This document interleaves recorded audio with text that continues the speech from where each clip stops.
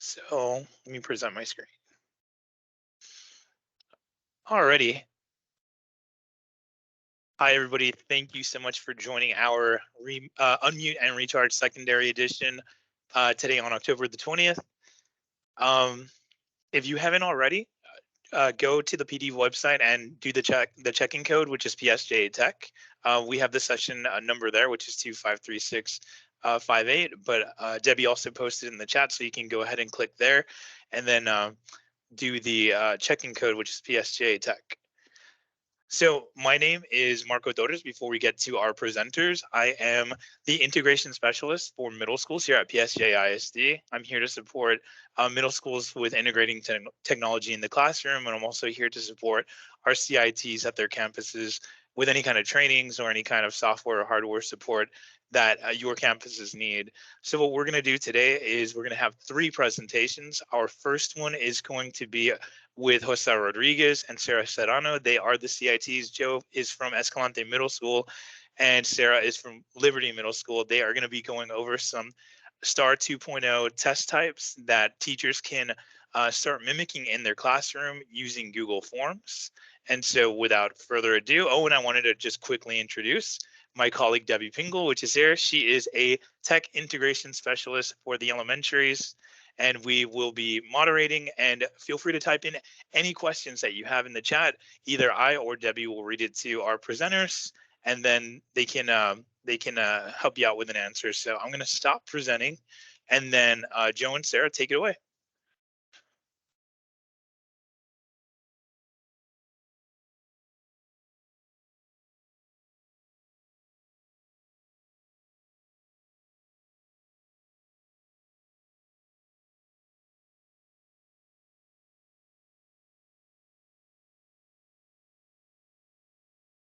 So you have your mic. Yeah, sorry about that. I got kicked out real quick and I just joined again. But I don't know if Sarah introduced herself, but I'm Jose Rodriguez. I'm at Escalante. I'm going to go ahead and start this 15-minute timer real quick, so that way we don't go over our time.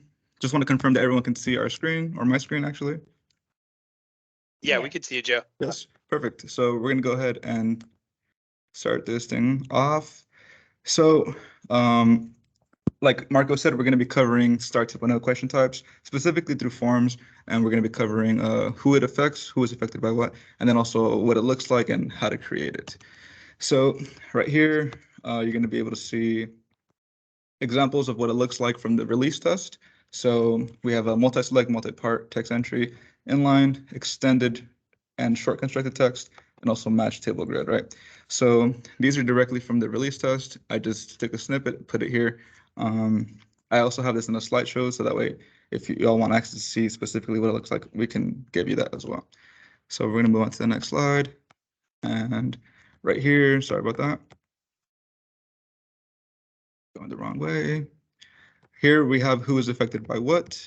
So right here on the very far left, you see the question types. In the tool section here in column B, you're going to see what type of resource you can use. And then you see the subjects being affected, right? So anything that is in purple, we're going to cover today. And this is going to be covering specifically forms, right? So we have multi-select, multi-part, match table grid, inline, text entry, short constructed text, and extended constructed text. So all of those are available through forms. And if you're an RLA teacher, that affects you directly. If you're a math teacher, 4 out of your 9 items are going to be covered here through forms. If you're a science teacher, 4 out of your 6 items are going to be covered here. And if you're a social studies teacher, half of your items, so 4 out of 8, are going to be covered here as well, right? So if I don't have a chance to get back to this next slide, I'll just let you know that right here, you have the examples that we're providing. Here you have some resources available that are going to be videos. So if we move at too fast a pace, this little link right here is going to provide you to these videos right here. And you'll be able to see videos on forms. So we're going to be going over that right now.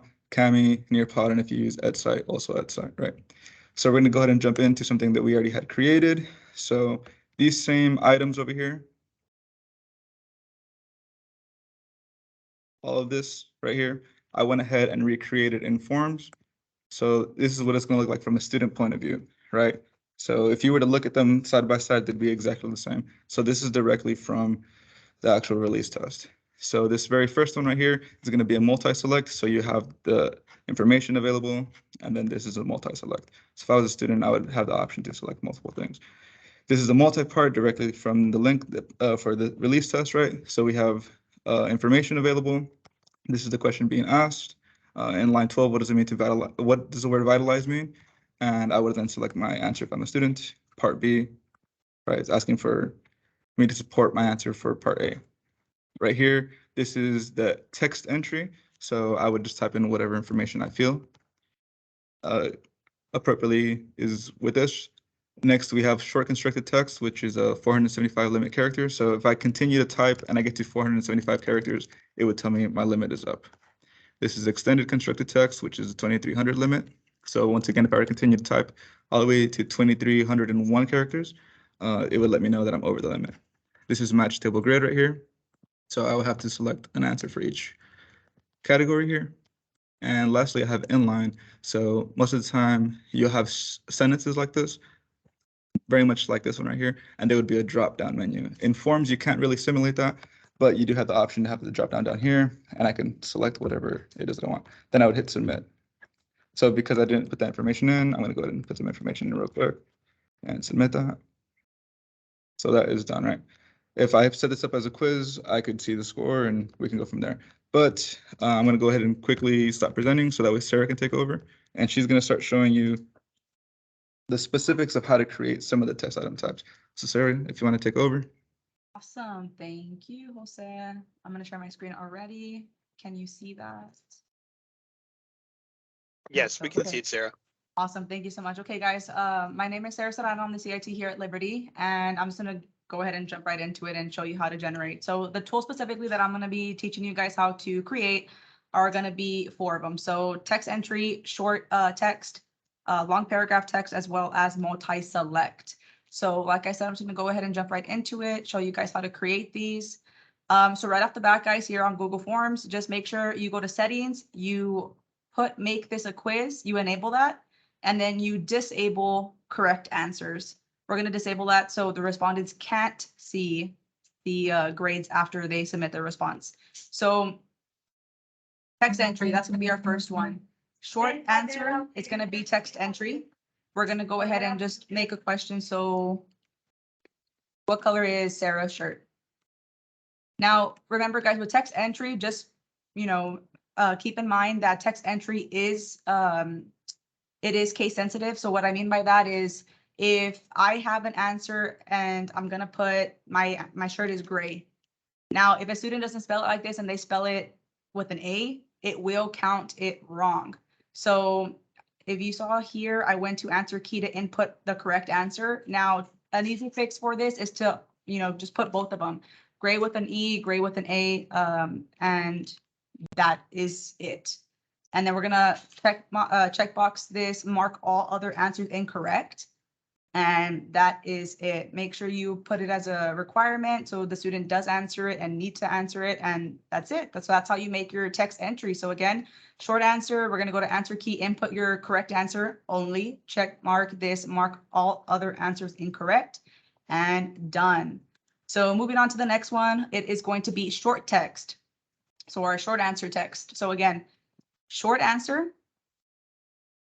And with this one, we're gonna, again, required, we're gonna go to the 3 little dots here. Response validation. And just like Jose mentioned, this will have a 475 character count. So instead of number, guys, make sure that you do put length. Make sure that it does say maximum character count, and number, like I said, 475. Now you can put another question.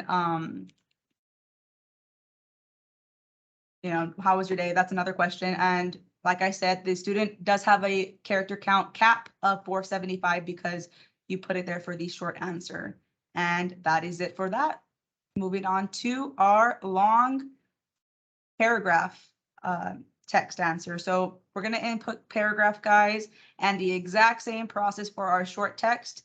It is going to be the same way, except make sure it says maximum, our character count this time will be 2,300. So again, make sure it says length, maximum count is going to be 2,300. And input whatever question you want. And I don't know if Jose mentioned it, I think he did, but it is totally, 100% customizable to your lesson and your assessment. Did you?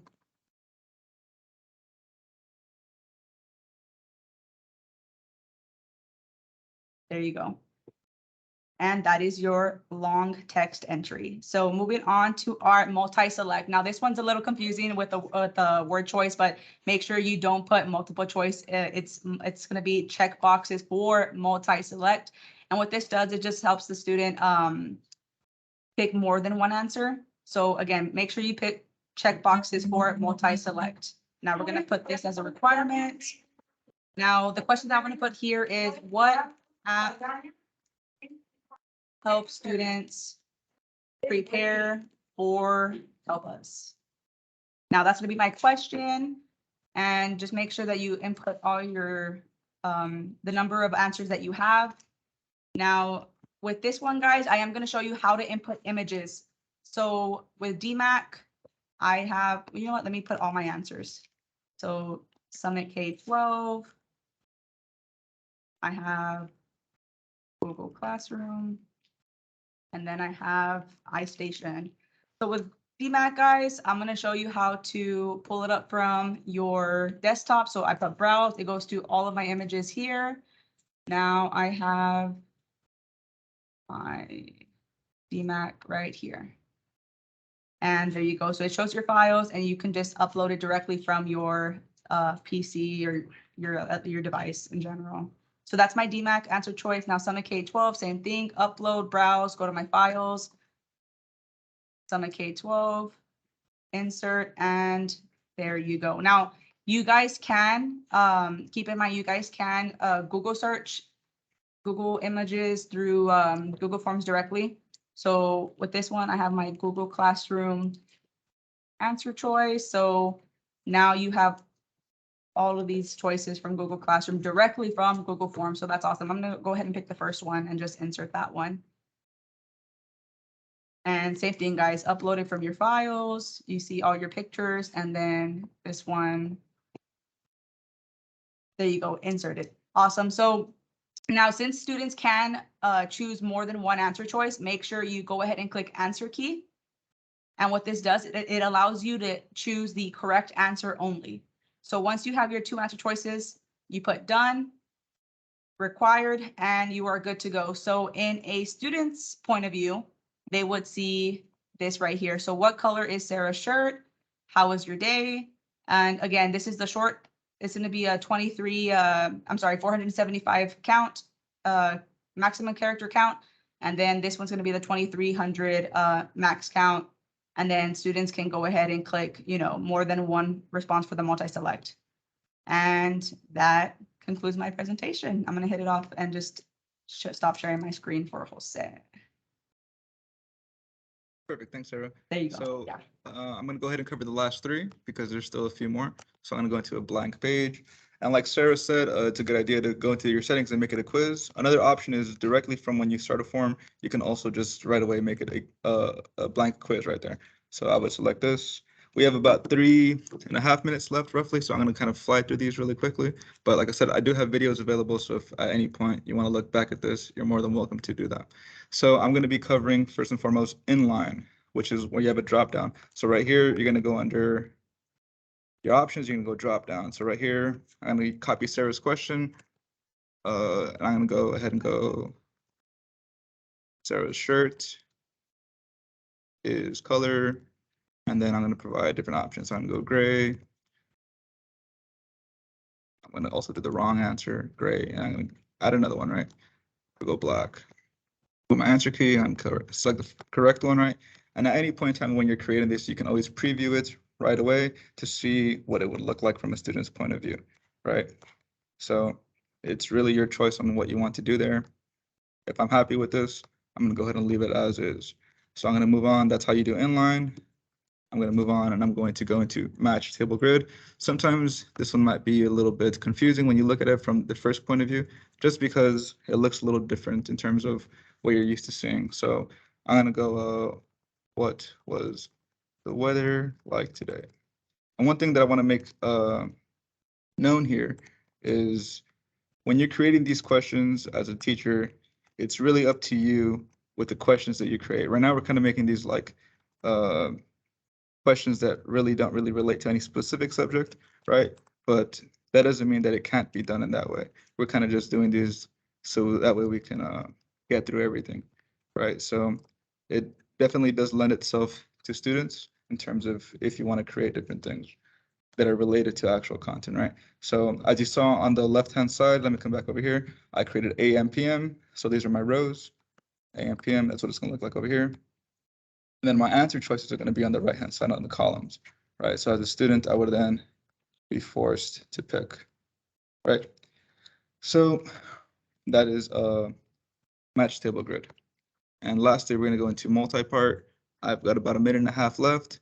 So for the multi-part, your first question could be however you want it to be phrased, right? So I'm going to go ahead, and most of the time when you're looking at the actual exam, there's going to be some sort of interaction with text or an image. So I don't have any images saved, ready to go. So I'm going to just Google search. I'm going to Google search the Bill of Rights. So I'll just look at whatever I like for Bill of Rights. I like this one right here because, you know, it's pretty large. Kids could see it pretty easy. So from here, it's just however I form my question. So let's say I say, what bill protects you the most, right? And I'm gonna go option 1, option 2, 3, and lastly 4, right? And a good idea when you're doing this is to go ahead and put at the very front part A, or you can put part 1. It's really your choice.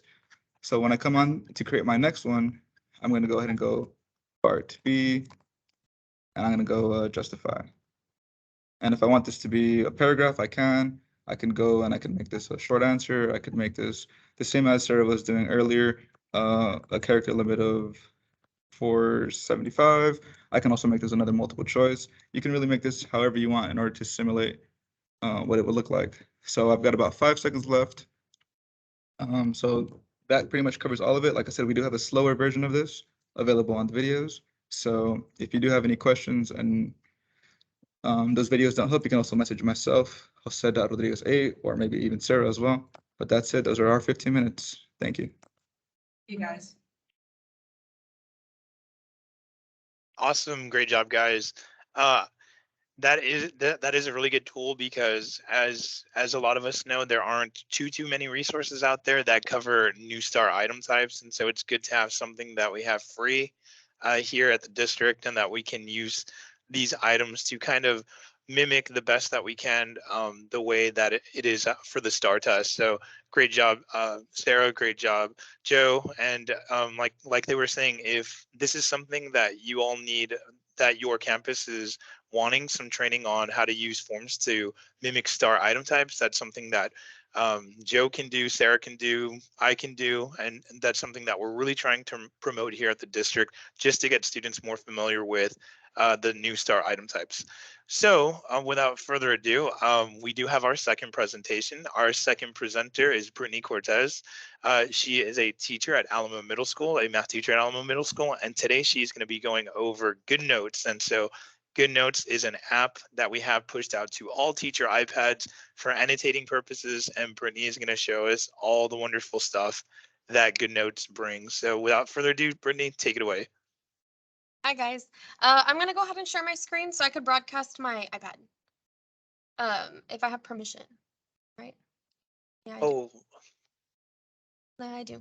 Okay. Let's see, screen. There we go. Okay, can you all see my background? Yeah, we can.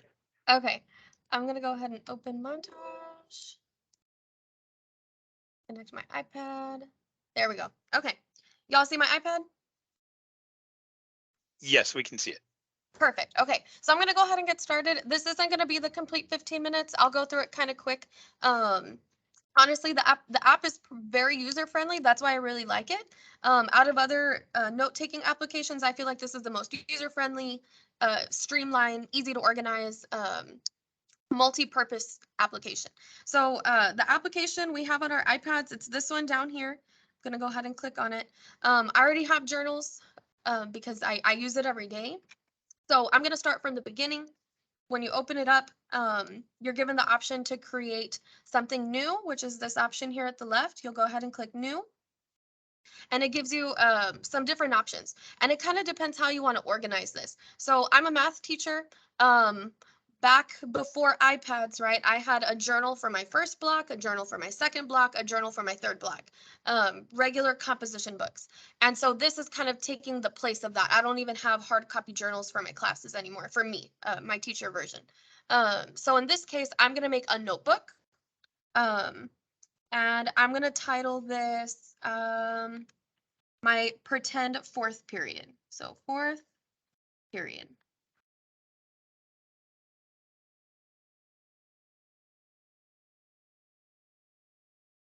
There we go.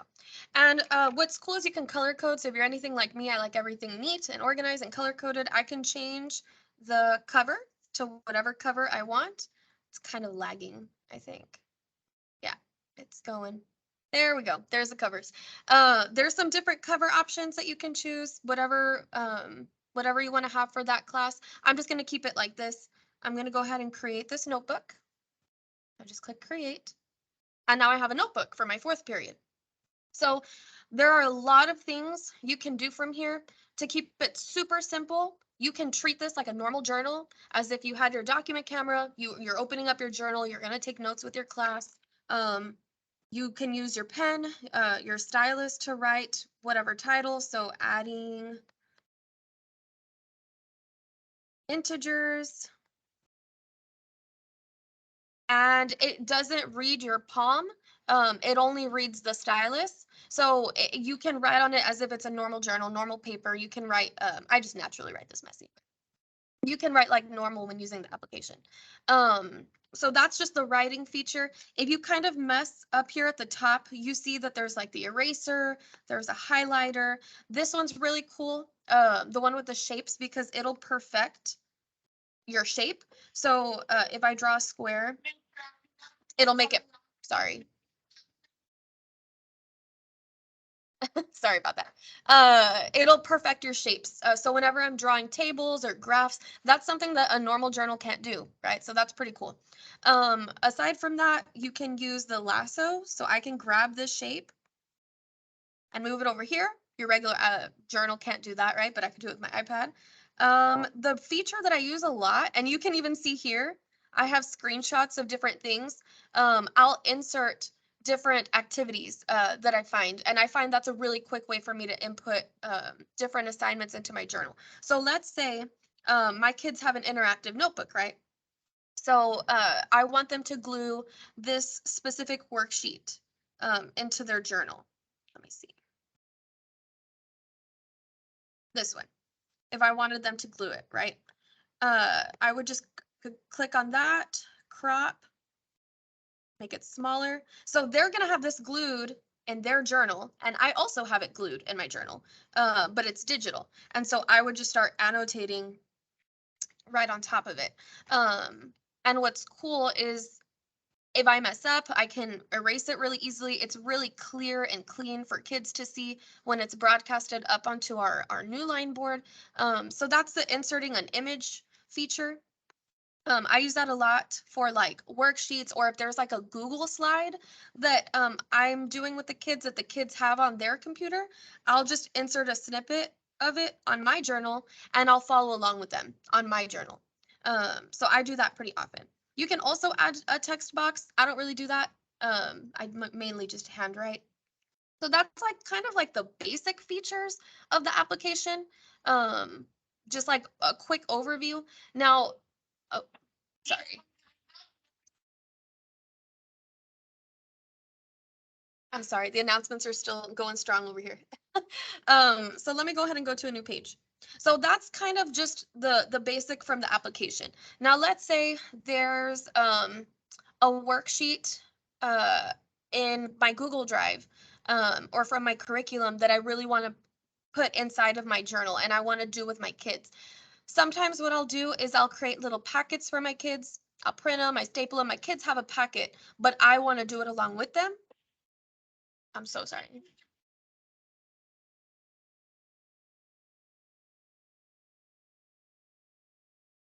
Sorry about that. I'll print the packet, the kids have a packet, and what I'll do is I'll insert the assignment here into my journal. So the way I do that is I have my journal open, and this is the easiest way for me. There's 2 ways to do it. This is the easiest way for me. I'll go to my home screen, and then I'll go to my Google Drive. Am I lagging? There it is, my Google Drive. It's the end of the day. The Wi-Fi is slow right now. There we go. Okay, so here's my Google Drive, right? Let's say we did our little Halloween activity yesterday. So I'm going to go ahead and choose, I want this assignment right here. I want this in my journal. So this is straight from Google Drive. I chose, like I said, an activity that I did yesterday. Once you choose the PDF or whatever you pick these 3 dots here at the top. And you're going to click open in.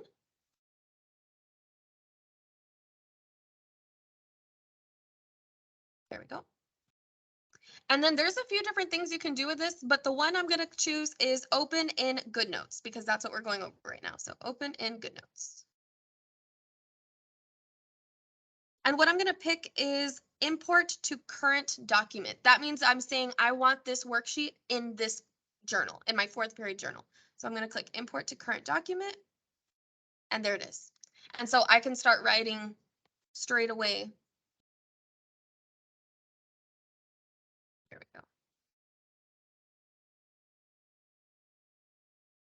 Oh, I think my pen just died from using it all day. But you can write straight away, straight onto my iPad. Now that's how you would import it from your Google Drive, like going to the actual app and bringing it into Goodnotes. You can also import a PDF through Goodnotes. And the way you would do that is you would click this little plus sign here at the top right, and it has a few different options there. So let's say you want to just insert a plain page. So you can choose that. You could choose a legal document, dotted paper, squared paper. There's a bunch of options, and I'll get into that in a little bit. You can insert an image from your iPad. You can import. So you would choose import. And if you go to browse, you have your different drives. So in this case, I mainly use my Google Drive, and it's the same thing. Look, the ghost conversions template is right there at the top, and it would do the exact same thing. To me, it's just easier to go through my actual Google Drive app. I think the last thing I kind of want to go over that I use pretty often is I'll make anchor charts with my kids. So what I used to do is I had anchor chart paper, and I would actually handwrite like anchor charts with them. Well, now I make digital anchor charts. So the way I do that is I'll insert, a blank sheet of paper on my journal, and I'll create an anchor chart on my iPad. Now, the way I share this with my kids is I'll export it. So the way I do that is I'll click this little export button here at the top left, and I'll click export this page. And I'll choose a PDF because what I'll end up doing is I'll print this in poster size. So it's the way you do that is through PDF with our printer. So I'll export it as a PDF. And the cool thing is I can export it straight to Google Classroom. Or I could email it to somebody. I could send it to OneDrive, to Teams, whatever I need to do. But for me, it's very convenient to post my anchor charts onto Google Classroom. And that's pretty self-explanatory. And I want to say that was the main kind of things I wanted to go over with Goodnotes. Were there any questions with the application? I'm not sure if there were any questions in the chat. I did not see any questions on the Okay. chat, but that was awesome. Okay, well, there's one more thing I wanted to share, and this is, I believe, still a beta, so it's not like perfect yet. But they were kind of doing a share link to collaborate. So, and it's not perfect, so it might not even work. Yeah, it's not working. But what they're working on is being able to share a link to where you can post this link like on Google Classroom, and the kids will see a live feed of your journal. And it's still a beta version, so it's not really perfect yet, but I know they're still working on it. So that's pretty cool to look forward to. And yeah, I think that was it. That was awesome. Thank you so much, Brittany, for that. Yeah, and we had a question right as you were ending there. Miss Valdez had asked. She had asked, is Goodnotes through the district? And the answer is yes, as long as you have a district issued iPad.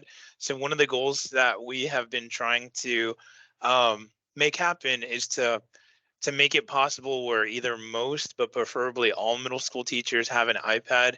It is a process, but it's something that we're trying to push school by school, and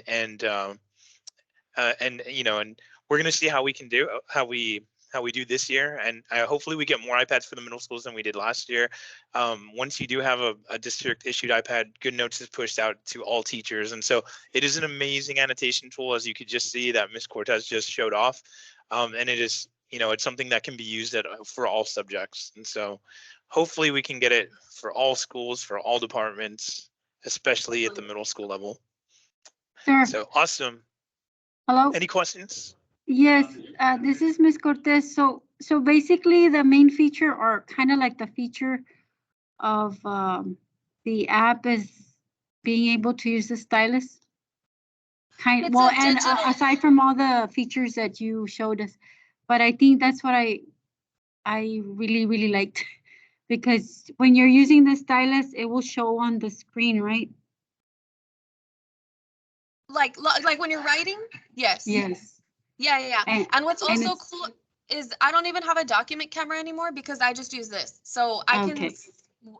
I can walk around my class and I'm still writing like on the Okay. board, but I could be anywhere like in the Okay. class doing it. All right. Yeah, it's Thank really you. cool. Mhm. Yeah, and if the students are using their devices and they're you know, going along with Miss Cortez, she doesn't have to worry about paper, which is a really cool thing. You don't have to worry about rushing to the copier in the morning and making paper copies out of everything. She's working on her iPad, which is displaying to her board, and all the students are seeing it on their computer, and they can work along with her too. So it's a great tool for students. It's a great tool for teachers. It lets everybody be super creative, and it saves a whole bunch of paper. Everybody wins. So awesome job. Any other questions for Ms. Cortez before we go into our last presenter? So really quick, so the students can get the app on their device, but the teachers have to get it on the iPad? No, it's on this is more like for the teacher. Like this is a tool for the teacher. It's kind of like a way for the teacher to replace actual composition books for the teacher. Like, you know, as Okay. a teacher, I would have a journal for each of my classes, like where Correct. I'm writing. Well, instead of that, I have my iPad on Right. Goodnotes. The kids still have their actual composition books. Oh. I'm the Yeah. one writing. I'm the one And- who's replacing my journal digital. And I was getting that okay. confused, Brittany, because I was thinking of elementary with the littles with iPads. So I forgot that it's a little different at the middle school level. So Secondary, sorry yeah. about that. We don't have iPads. They have Chromebooks. Yeah. So I'm the one with the iPad. I'm the one who uses the Goodnotes. It's more for like us, the teachers. Okay. Any other questions?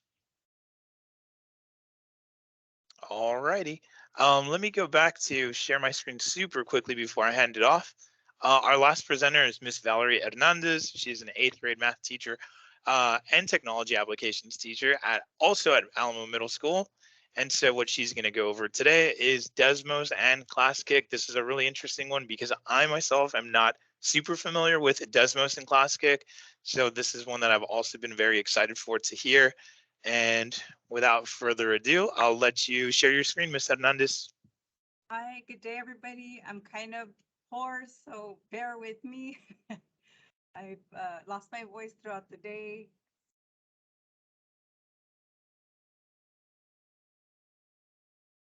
All right, here we go. So you can see my screen, right? Can you hear me? Yes, we can see you sharing the Google slide.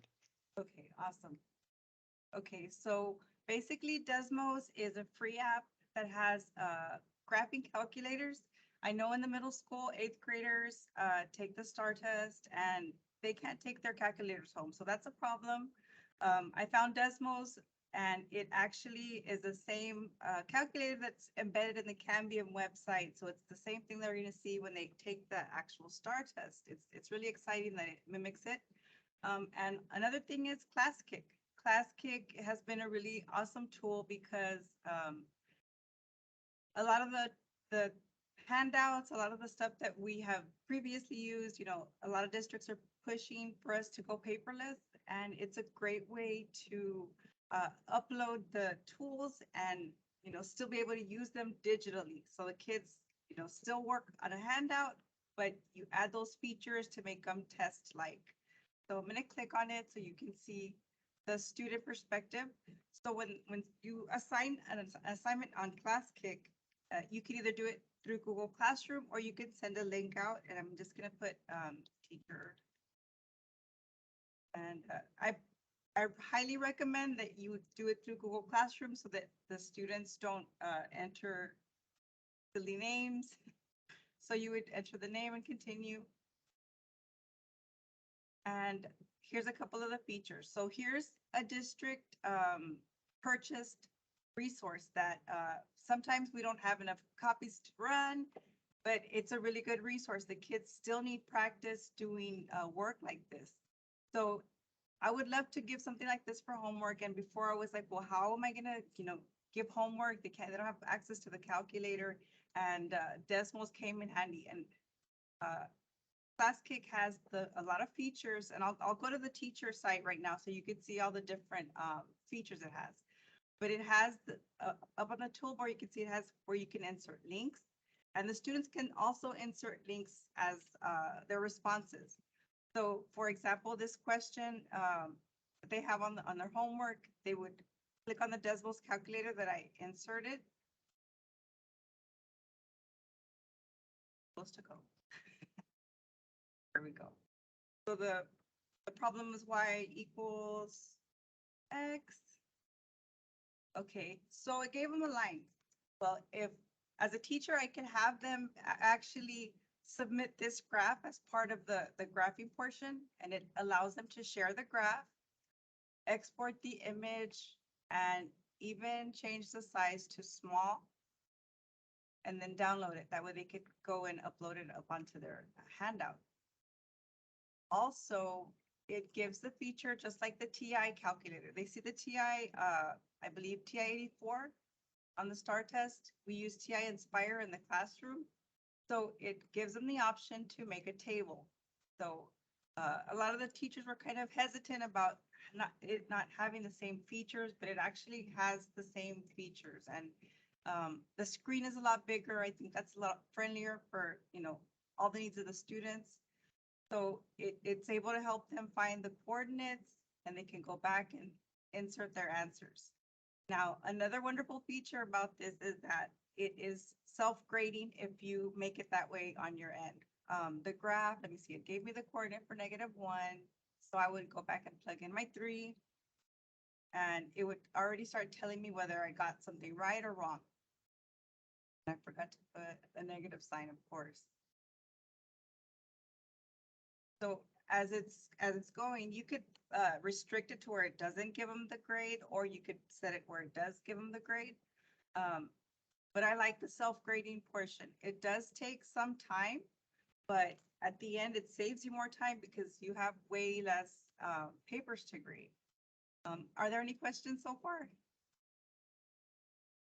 So far, there are no questions. It's just comments about how Classkick is awesome. Okay, great. Another thing I also added was manipulatives. In case you wanted for the students to graph, I would usually, upload a bunch of the little points so they could start mapping their graph out. That would be another way to respond. So I would normally just ask them to upload what they got from DESMOS, which was the little graph. And they would just.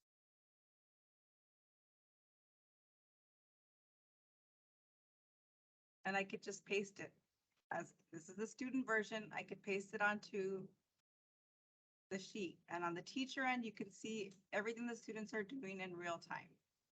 So that's one of the features that I like about it. I'm going to go to the teacher version so you can see a little bit of what I did. Okay, so when it came to the values of the numbers, I went to the part that adds fill in the blank. So if I wanted to add something with a response, I would type in the actual answer choices and assign a set of point values. So if it was part of a homework grade, it would have a certain point value, and it pretty much grades it for you.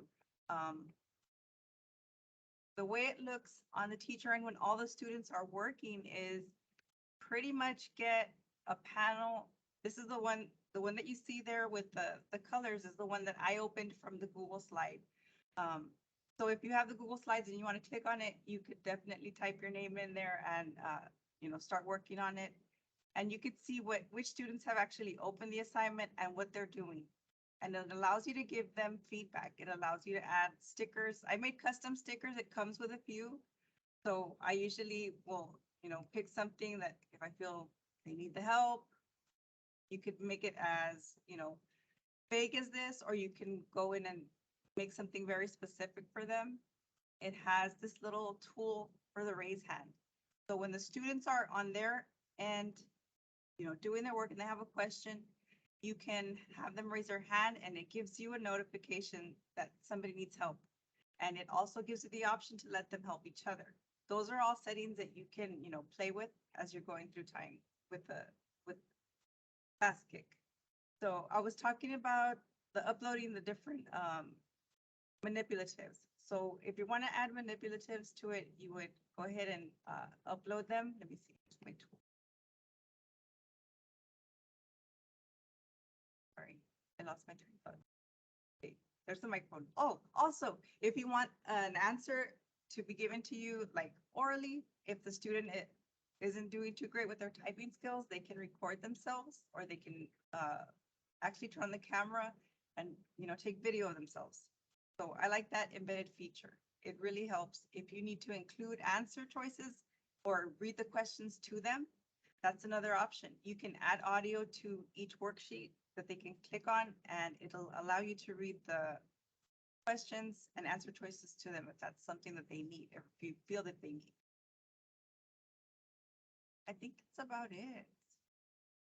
I just did math and it pretty much grades it for you. In the elementary, I used to use it a lot for fluency practice. I would put their passage up. Let me stop sharing. I would put their passage up and did I stop sharing? Yes. I would put the passage up and the kids would record themselves and I could listen to them, reading the passage, and I would time them on my end.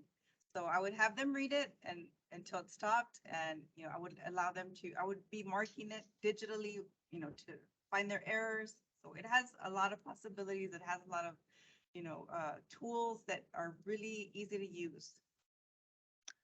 Awesome. Any questions for Ms. Hernandez? Anything about Classkick and DESMOS before we go to our door prizes? I don't think we have any questions, but that was an awesome presentation, Ms. Hernandez. Thank you for letting me know. I was not familiar with it. I am not a math person.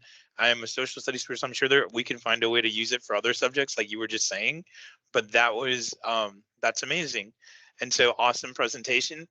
Type in any questions if anybody has any in the chat, and me or Debbie can ask whether it was a question for Brittany, for Ms. Hernandez, for Joe and Sarah. And so that is awesome. You're getting comments. Can't wait to use it. Awesome, awesome. So I just want to share my screen real quick to show some upcoming events that we have for instructional technology, if it's something y'all want to check out. The next thing that we actually have going on is actually this upcoming Saturday. We just finished our October 20th. So this upcoming Saturday, we're doing our a live in-person kind of unmute and recharge in a way. But what we're going to do as a team, as an instructional technology team, Debbie, Valentina, and I will showcase what we call a flip hunt. We're using Flip to create a scavenger hunt. If you attended our secondary best practices, it is that presentation that we did where it's very interactive. Everybody will get up from their seats, so you're not going to be in your seats for very long, and it's going to be an awesome demonstration. And then we show you at the end how we were able to put together such an activity. And if it's something you like, then of course you can always reach out to us and we can help you get that started. So that's what we have going on next. And so Debbie, do we have a number of participants that I can input here for Well, our we door had prizes. 12, so I don't know if they're all still here, but we'll put that in, and if we call a name and they're not here, we'll pick another one. Gotcha. So let me set that up. All right, so I don't think I have sound on here, but we'll still do some confetti if that's possible. So our first winner is, and we'll figure out the door prizes later, but our first winner is, We're calling it a prize pack. yeah, it's a prize pack. So Number 8. Nympha Rodriguez, is Nympha still here? You have to be present. to Yes, win. I'm here. All right, Awesome. Nympha, congratulations. Thank you. And thank you for being here. And we have at least one more, right, Debbie? One more. Awesome. So let's get started. Let's see who the second winner of the prize pack is. Oh, continue. Sorry. And number 6. Larissa Hernandez. Larissa, are you still Awesome. here? You here, Larissa? Hey, I'm still here. Awesome. Congratulations to the Congratulations. 2 winners. So again, thank you all very much for being here. We really appreciate it. We are trying to, try to share our ideas about ed tech here at PSJ and just help us become better educators so that we can help our students more as we become more and more into technology, especially as the new STAAR 2.0 is using a lot of technology. We got to really keep it going instead of making it more relaxed. Now that we're back together post-COVID, we can't just take our foot off the pedal. And so I'm glad that we had such amazing presenters show us what they're using in the classroom. And I'm so glad that people like you all that showed up to support them are right there with them, right there supporting the technology ed tech cause. And so again, I just want to say thank you all for being here. Debbie, any last words you want to say? Well, I did put a link to our unmute and recharge session that's going on concurrent to this. It just started at 4:15. Oh, okay.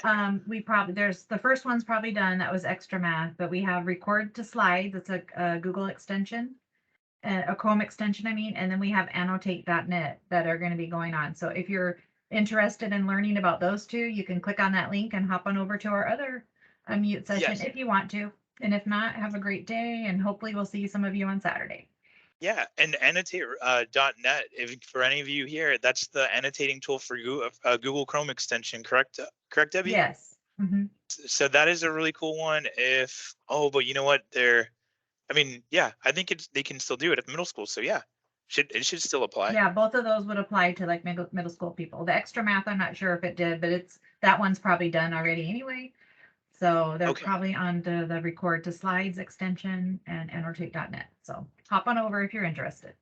Awesome. Thank you so much, Debbie. And thank you all so much for being here. We really appreciate it. If y'all don't have any questions, have a great day. And we will see you the next time we do a secondary unmute and recharge. So see y'all. Bye. I'm hopping back over. Bye, Debbie. Bye-bye.